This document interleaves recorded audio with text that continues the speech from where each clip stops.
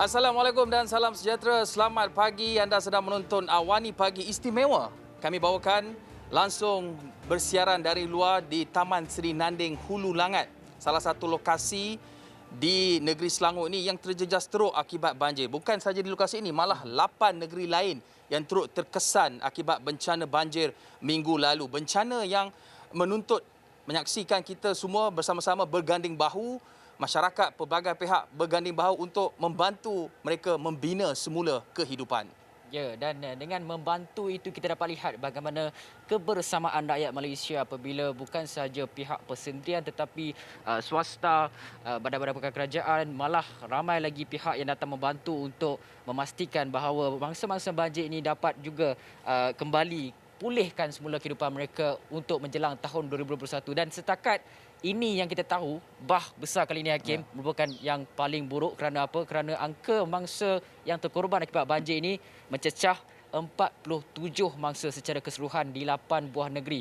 Itu setakat 27 Disember yang lepas. Ini menggambarkan bagaimana situasi tragedi yang cukup besar melanda negara menjelang akhir tahun ini. Dan kesannya seperti anda dapat saksikan di belakang kami, di lokasi kami ini berada sendiri. Inilah kesan musibah banjir yang melanda minggu lalu, dan ini pastinya di hari ini 31 Disember 2021, penutup tahun 2021 ini, kami bersiaran di luar bagi menunjukkan bagaimana mereka ini nak memasuki tahun baru, melangkah ke ambang tahun baru 2022 dengan membina kehidupan yang lebih baik, kerana ini pastinya satu proses yang sukar. Tapi apapun, mereka perlu reset kehidupan mereka. Bagaimanapun sebelum reset kehidupan Hakim, nampak gayanya beberapa amaran dikeluarkan oleh Jabatan Meteorologi Malaysia pada awal pagi ini. Pada pukul 4.45 pagi tadi, Met Malaysia telah pun keluar amaran hujan lebat berterusan dan ia berada pada tahap bahaya, tahap waspada dan juga tahap amaran di beberapa buah negeri. Sebagai contoh, 4 buah negeri mencatatkan amaran hujan berterusan tahap bahaya di beberapa daerah. Sebagai contohnya di Kelantan, Pahang, Terengganu dan juga Johor. Itu yang dikeluarkan kenyataan oleh Jabatan Meteorologi Malaysia yang melihat kepada status amaran cuaca buruk yang dijangka berlaku bermula hari ini sehinggalah pada 2 Januari nanti. Itu di beberapa kawasan. Dan contohnya di daerah Kelantan sekarang ini, seperti kita tahu juga, daerah seperti di Kuala Krai dan juga Jeli telah pun mengalami peningkatan paras air sungai, telah pun melimpah dan mengakibatkan banjir di 2 kawasan itu, menyebabkan lambakan mangsa banjir terpaksa dipindahkan di pusat pemindahan sementara itu, Hakim. Dan kalau kita lihat data daripada Jabatan Kebajikan Masyarakat juga, jumlah mangsa banjir di Kelantan telah pun menunjukkan peningkatan, di mana di Kelantan dilaporkan ada lebih hampir 10 PPS yang telah pun dibuka akibat banjir, dan ini juga menunjukkan selari dengan apa yang diramalkan oleh windy.com, iaitu laman web yang memaparkan mengenai ramalan kaji cuaca. Kita lihat aliran arah anginnya akan berada di kawasan-kawasan di pantai timur semenanjung Malaysia, antaranya Kelantan, Terengganu dan juga Mersing, Johor. Ini seperti yang diramalkan juga apa yang dicerap oleh Jabatan Meteorologi Malaysia, Fizi. Dan sebenarnya di Kelantan sudah pun mula naik air. Dan wakil kami di Kelantan, Muhammad Muhammad, berkesempatan mengikuti Ahli Parlimen Jeli, Datuk Seri Mustafa Mohamad, untuk meninjau persiapan dan bagaimana mangsa-mangsa banjir terutamanya di Jeli dan juga di Kuala Krai yang sudah pun mula naik air ini sebenarnya. Kita saksikan laporannya. Kita tahu daerah Jeli antara daerah yang terjejas gelombang kedua banjir kali ini, yang menyaksikan lebih 1,000 mangsa banjir ditempatkan di 9 buah pusat pemindahan sementara, dan terpanggil untuk meninjau keadaan dan juga situasi yang melanda daerah Jeli ini bersama kita pada pagi ini, Datuk Seri Mustafa Mohamad, Ahli Parlimen Jeli, merangkap Menteri di Jabatan Perdana Menteri Hal Ehwal Ekonomi. Jadi terima kasih Datuk Seri kerana sudi bersiaran secara langsung bersama dengan Awani. Umum ingin mengetahui bagaimana situasi banjir ataupun keadaan semasa hasil tinjauan dan juga pemerhatian Datuk Seri di kawasan Jeli ini. Assalamualaikum warahmatullahi wabarakatuh. Salam sejahtera, selamat pagi. Terima kasih kepada Astro Awani. Pertamanya saya nak maklumkan bahawa di Jeli ini kali kedua lah tahun ini. Yang pertama 2 minggu lepas, yang terkini bermula awal pagi pagi Khamis, awal pagi Khamis, mangsa mula berpindah daripada pagi lah, lepas subuh. Pukul 9 sudah ramai di pusat pemindahan. Kita ada 9 PPS, terdapat 307 keluarga semuanya. Bilangan ahli keluarga 1016, jadi ramailah. 2 minggu lepas kita ada cuma di Jeli ini cuma 3 PPS, ada 260 orang yang terlibat. Jadi di Kelantan kali ini kali kedua lah, dan yang ini Jeli yang paling teruk terjejas. Alhamdulillah semua petugas menjalankan tugas dengan baik. Tidak ada masalah sama ada polis atau bomba JKM dan juga rela dan pihak lain, semuanya bekerja dengan begitu baik sekali. Saya selaku ahli parlimen dan NADUN berpuas hati dengan perkhidmatan diberikan oleh penjawat awam dan juga ramai juga sukarelawan bersama dengan pejabat saya lah, pejabat ahli parlimen Jeli di sini. Jadi kalau kita bandingkan Jeli dengan banjir yang berlaku di Selangor atau di Pahang, ia banyak berbeza lah. Selangor umpamanya banjir yang besar, yang kalau mengikut cerita orang Selangor yang sebelum ini tahun 71, maknanya kira-kira 50 tahun yang lalu. Kelantan ni satu kebiasaan, ya. Mana setiap tahun ada banjir, cuma kali ini di Jeli ini teruk pada peringkat pertama. Dan di segi pemindahan pun berjalan dengan baik. Biasanya mereka berpindah secara sukarela bila air mula naik, dan penduduk Jeli juga mengamati pesanan dalam media kerajaan dan Jabatan Meteorologi, dan semua mereka akur dengan nasihat pihak berkuasa. Jadi tak ada masalah. Cuma ada sedikit isu pagi Khamis. Ada satu pasang warga emas, seorang lelaki, seorang perempuan, dan ada seorang UQ. Kita ucap terima kasih pada Cik Anin, pegawai bomba di sini. Anggota bomba telah membawa tempat yang akan selamat ke pusat pemindahan. Dari segi makanan tidak ada masalah. Bekalan selimut dan kain sarung, ya, dan tuala tilam pun, jadi selesalah keadaannya. Hujan pada masa ini sedikit. Kalau tidak ada hujan akan surut, mungkin 2 hari lagi akan berpindah lah. Hari Khamis, Jumaat, Sabtu mungkin dapat pindah ke rumah masing-masing, ya. Jadi kita sihat semua rakyat Jeli supaya berwaspada. Walaupun biasa di Kelantan ni kita 3 pusingan, 3 gelombang. Ini baru 2, ya. Kalau mengikut orang lama-lama, mereka menyatakan Kelantan ni 3 gelombang. Jadi baru kedua, kita boleh menjangkakan bahawa mungkin ada satu lagi. Oleh itu penduduk Kelantan harus berjaga-jaga, dan kita tak mau kehilangan nyawa lah. Kita sudah maklum malapetaka yang menimpa negeri Selangor dan Pahang khususnya telah mengorbankan kira 50 nyawa. Jadi Kelantan ni tidak ada sebarang kehilangan nyawa setakat ini, dan kita mendoakan semoga keadaan akan terus selamat dan stabil seperti mana hari ini terkawal, insya-Allah.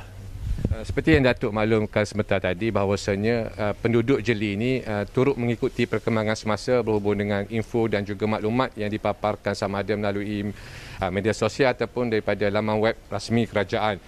Umum mengetahui bahawasanya Jeli ini antara daerah yang pedalaman sedikit, mana luar daripada bandar, namun mungkin dari sudut koordinasi dan juga komunikasi yang mungkin Datuk titipkan kepada rakyat di Jeli ini menyebabkan mereka sentiasa mengikuti perkembangan semasa. Jadi bagaimana Datuk melihat dari sudut koordinasi dan juga hubungan antara ketua masyarakat dan juga rakyat Jeli itu sendiri? Walaupun Jeli ini pedalaman, tetapi rakyat Jeli juga mengikuti berita semasa. Mereka mengikuti ramalan cuaca daripada Jabatan Meteorologi, dan kerjasama antara jabatan cukup baik sekali. Pada bulan Oktober lagi, Kelantan sudah pun bersiap sedia untuk menghadapi banjir. Ini menjadi kelaziman. Bulan Oktober tu setiap tahun, sama ada Menteri Besar ataupun sesekal kerajaan negeri, mereka mempromosikan mesyuarat. Persiapan itu cukup rapi, dan dengan JKM-nya, barisan hadapannya, bekalan makanan kering pun sudah ada. Jadi tidak ada masalah. Dan jika ada sedikit isu itu, pejabat saya lah, pejabat ahli parlimen akan membantu kita mengeluarkan sedikit peruntukan sebagai tambahan kepada apa yang disediakan oleh kerajaan. dan insyaAllah selepas ini mereka yang layak akan menerima bantuan wang ihsan daripada kerajaan yang dinaikkan daripada RM500 pada RM1,000. Sudah pasti ini akan dapat menampung sedikit sebanyak kerugian. Mungkin kerugian terlebih pada RM1,000, tapi atas ingatan kerajaan kita bersyukurlah. Pejabat saya juga biasanya memberi bantuan di segi pek makanan. Selepas apabila mereka kembali ke rumah masing-masing, kita akan adakan pek makanan. Jadi itulah menjadi kelaziman kita setiap tahun. Kita sentiasa bersiap sedia. Kali ini pun tidak ada masalah. Koordinasi antara jabatan kerajaan bekerja dengan baik. Begitu juga lah badan sukarela pun, individu pun ada membantu, ya. Tapi penghulu pun banyak membantu. Malah setiap PPS itu biasanya diketuai oleh penghulu ataupun ketua kampung. Jadi tur itu sudah terbina begitu lama. Jadi tak ada cabaran, tak ada masalah. Baik, terima kasih Datuk Seri kerana sudi meluangkan masa dan juga sudi berkongsi info berkenaan dengan keadaan semasa banjir di daerah Jeli ini. Saya kira apa yang diutarakan, apa yang dimaklumkan oleh Datuk Seri Mustafa itu mungkin boleh dijadikan garis panduan dan juga rujukan kepada negeri lain di mana koordinasi dan juga komunikasi antara pemimpin dan juga masyarakat setempat ini telah boleh melancarkan segala pergerakan dan juga perjalanan bagi persediaan dan juga operasi pemindahan banjir di daerah Jeli ini. Jadi itu saja yang dapat saya kongsikan.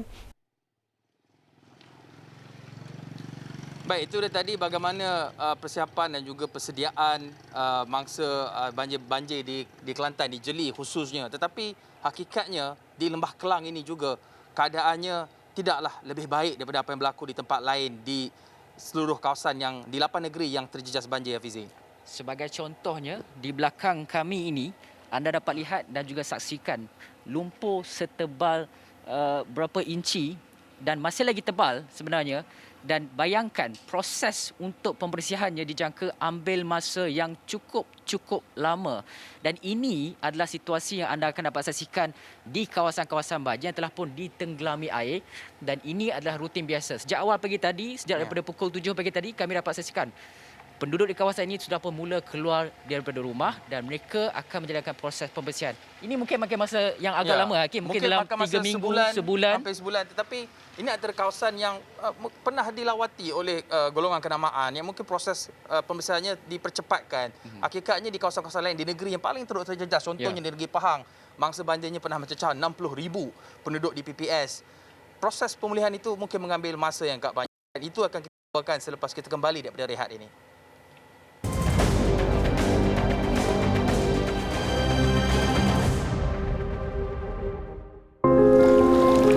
2021 tahun sukar buat semua. Belum reda kesan pandemik COVID-19, ujian datang lagi. Penat apabila melihat rumah kita rosak teruk, habis harta benda musnah, perabot semua musnah. Kemusnahan fizikal lebih berat, apatah lagi kesan trauma kepada yang mengalaminya. Membina semula kehidupan dengan sisa kudrat yang tinggal. Ikuti Awani Pagi khas Kita Reset 8.30 pagi Jumaat langsung dari halaman kediaman penduduk yang di Badai Bah.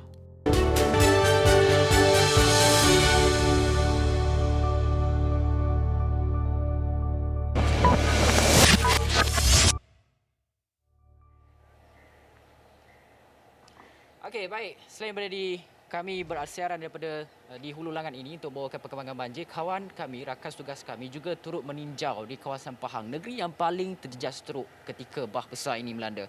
Dan Fadil Zazman ada laporannya untuk anda.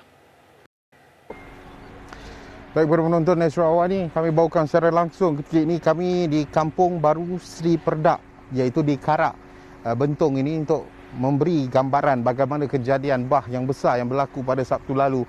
Baik, kamera mungkin kita nak fokuskan. Ini adalah Kampung Sri Perdak yang anda lihat sendiri bagaimana keadaannya ketika ini dengan puing-puing serpihan kayu yang masuk ke dalam rumah. Bayangkan arus yang membawa ke semua puing-puing kayu ini sangat deras, sangat tinggi. Ada yang penduduk katakan kejadian pada Sabtu malam lebih kurang jam 7 dan mereka telah pun melarikan diri di sekitar kawasan ini ke kawasan yang lebih tinggi. Dan selepas itu kawasan itu juga dinaiki air. Jadi ini gambaran selepas bah surut. Anda bayangkan puing-puing kayu ini, mungkin kita dah masuk ke dalam rumah. Jadi kesemua mangsa masih ditempatkan di pusat pemindahan berhampiran. Tetapi apabila melihat kembali inilah keadaannya, bagaimana mungkin persoalannya untuk penduduk-penduduk berpindah semula ke rumah mereka. Mungkin ada mangsa banjir yang rumahnya masuk banjir dan lumpur, boleh dibersihkan, tetapi cuba bayangkan kalau serpihan kayu ini masuk ke dalam dan struktur rumah itu sendiri tidak selamat, ke mana mangsa ingin pulang dan ingin berteduh. Baik, kami nak bawakan di sebelah kanan sana ada timbunan yang telah pun diangkat menggunakan tolak, dikumpulkan kerana kesemua puing-puing kayu ini telah pun menutup jalan. Jadi apa yang berlaku selepas air surut, penduduk tidak boleh menggunakan jalan daripada sana dan juga daripada sana. Jadi mereka ubah apabila ada bantuan daripada kontraktor, begitu juga daripada pemilik-pemilik jentera berat yang menggunakan jentera berat mereka mengalihkan semua puing-puing kayu ini. Ada rumah yang rosak, lebih kurang di sini 2 buah rumah lenyap dibawa arus dan dibedil dan dilanggar oleh puing-puing kayu yang sangat besar, boleh saya katakan.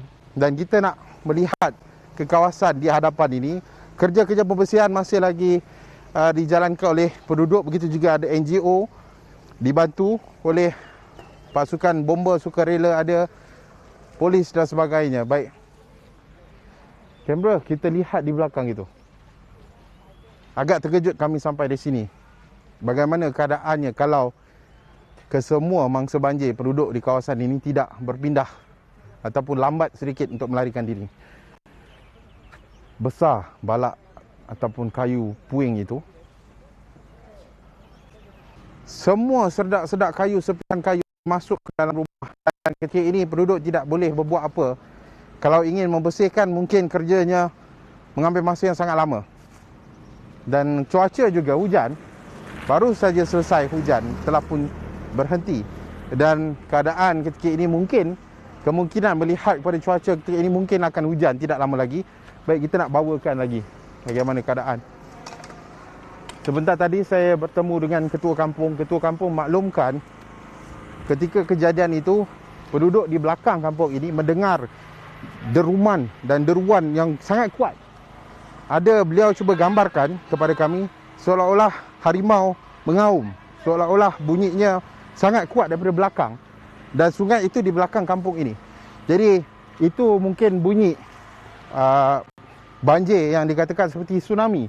Rata-rata saya bertemu masyarakat di kawasan ini, mereka mengatakan ini bukan banjir biasa tetapi ibarat tsunami yang melanda di kawasan mereka. Ini adalah kampung baru Sungai Perdak. Kalau anda sampai di kawasan ini, sebenarnya untuk datang ke sini bukanlah mudah. Ada beberapa kawasan-kawasan yang runtuhannya telah pun dikliarkan, tetapi sebelum ini tidak dapat masuk. Terdapat juga anggota polis, bomber, sukarelawan yang turut bersama-sama untuk membasuh kawasan-kawasan ini. Mungkin banyak sangat masa yang akan diambil, tetapi inilah perkara yang perlu dilakukan untuk penduduk di kawasan ini. Baik, anggota-anggota juga turut berkhidmat untuk memastikan bahawa keselamatan penduduk terjamin. Pada masa yang sama juga kesan banjir yang sangat mendalam ini terjejas, yang sangat teruk. Sangat, kami tak pernah melihat perkara ini. Kami sampai di Sungai Telemong sebentar tadi, di jambatan, boleh dilihat bagaimana keadaannya. Puing-puing kayu yang tak tahulah, saya katakan memang sangat banyak. Tetapi selepas tu kami pergi ke kampung Sri Telemong, juga ada pakcik itu rumahnya hilang. Rumahnya hilang. Dan ini antara motor yang juga tidak dapat diselamatkan. Ada pakcik sebentar tadi di kampung Sri Telemong, beliau mengatakan ketika kejadian beliau lari bersama dengan anak. Banjir itu, ombak itu, beliau lihat kandang kambing, 40 ekor kambing beliau yang dijaga, yang diternak. Tinggal seekor saja yang hidup. Yang lain telah pun hanyut. Dan lebih 100 ekor ayam juga. Hanya tinggal 20 saja. Kami bertemu ketua kampung sebentar tadi mengatakan lebih kurang 50 tahun beliau berada di sini tetapi telah pun tinggal di sini tetapi tidak pernah berlaku ketika ini. Apa yang mereka mahukan sebenarnya, bantuan kerajaan sendiri dan pihak berwajib, kerana apa? Mereka trauma. Beliau mengatakan bahawa mereka trauma. Setiap kali hujan, mereka teringatkan ke semua puing-puing kayu yang masuk ke dalam rumah ini. Jadi adakah mereka selamat? Itu persoalan besar yang ditanya sendiri kepada saya oleh ketua kampung itu. Sudah tentu persoalan ini perlu dijawab dan mungkin penyelesaian kepada masalah yang dihadapi oleh kampung Seri Perdak ini juga boleh diselesaikan oleh pihak yang berwajib. Jadi ini yang dapat kami bawakan perkembangan terkini daripada kampung Seri Perdak, antara yang terjejas teruk akibat bah Sabtu lalu dengan puing-puing kayu yang terlalu banyak menyebabkan lebih kurang 2 buah rumah hanyut, lenyap, dihanyutkan oleh arus yang sangat deras dan juga puing kayu yang masuk ke dalam rumah. Keadaan secara realiti je kami bawakan secara langsung di Astro Awani, dan kami akan pergi ke tempat-tempat lain untuk membawakan perkembangan dari semasa ke semasa. Itu sahaja bersama dengan saya Faris Azman dan juga juru kamera Kai daripada Kampung Baru Seri Perdak, Karak di Bentong Pahang ini. Baik. Itulah keadaannya bagaimana di Bentong Pahang, negeri yang paling teruk terjejas dari segi jumlah mangsa yang terkesan dan juga PPS yang dibuka, bahkan hampir belasan ribu keluarga. Dan keadaan di Lembah Kelang ini juga, di Taman Seri Nanding Hulu Langat ini juga tidak kurang teruknya terjejas. Dan kalau di Pahang, mungkin rumahnya sudah tak rupa rumah, tak pasti sama ada masih lagi boleh digelar rumah ataupun tidak. Tapi di Taman Seri Nanding ini rumahnya rumah batu, rumah taman.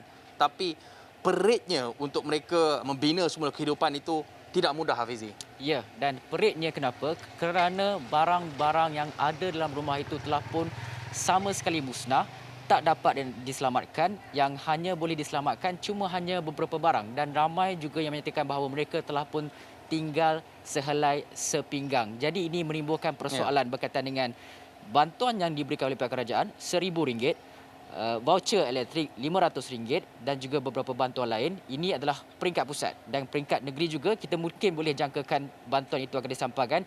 Dan yang paling penting, yang paling krusial sekarang ini adalah bagaimana bantuan ini dapat disalurkan dengan lebih pantas. Dan anda dapat saksikan kenapa keperluan ini perlu disalurkan lebih pantas. Kerana barang-barang seperti sofa ini telah pun musnah sama sekali. Bukan sekadar barang-barang seperti dalam rumah ini, tetapi barang-barang sebagai contoh kenderaan-kenderaan yang telah pun hanyut, ataupun bukanlah hanyut, sebenarnya hapus, dikelenggami oleh air itu sendiri. Ini menimbulkan persoalan mana untuk membaiki kenderaan ini dengan jumlah kerugian yang agak besar untuk mangsa-mangsa, terutama mereka yang telah pun tinggal sehelai sepinggang. Dan persoalan kini, berapa banyak simpanan yang mereka ada, Hakim? Berapa lama sebenarnya mereka boleh bertahan sekiranya bantuan itu tidak disampaikan dengan lebih pantas dan lebih cepat?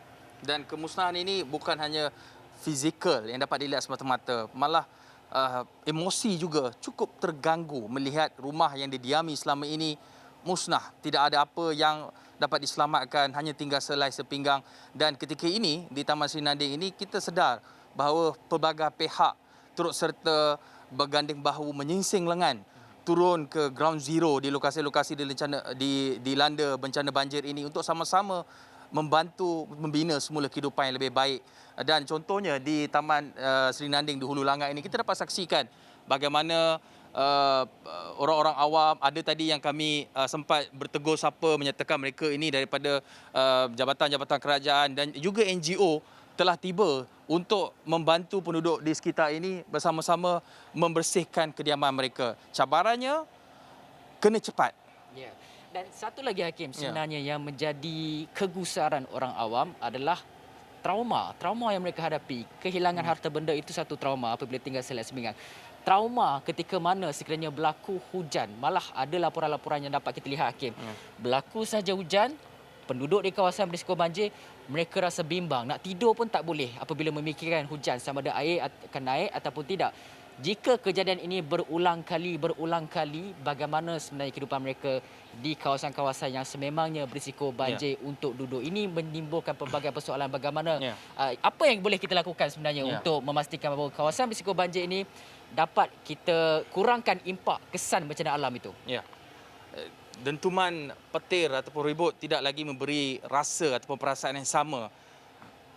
sebelum banjir besar pada 18 Disember lalu. Tapi apapun, kami hari ini di Astro Awani akan membawakan sepanjang hari ini liputan langsung dari lokasi ground zero bagaimana mereka ini boleh bangkit kembali melangkah ke tahun baru 2022 dengan semangat dan iltizam yang lebih cekal untuk membina kehidupan yang lebih baik di tahun 2022. Dan sepanjang hari ini, kami di Awani Pagi, Awani 745 dan juga di Agenda Awani akan bersecara langsung dari lokasi membawa kisah-kisah dan pahit getir mangsa untuk bangkit kembali lebih baik di tahun baru 2022. Dan laporannya, semua itu akan kami bawakan jam 8.30 pagi ini, khas selama 1 jam, 8.30 hingga 9.30 langsung dari Taman Sri Nanding Hulu Langat. Saya kira itu saja. Ya.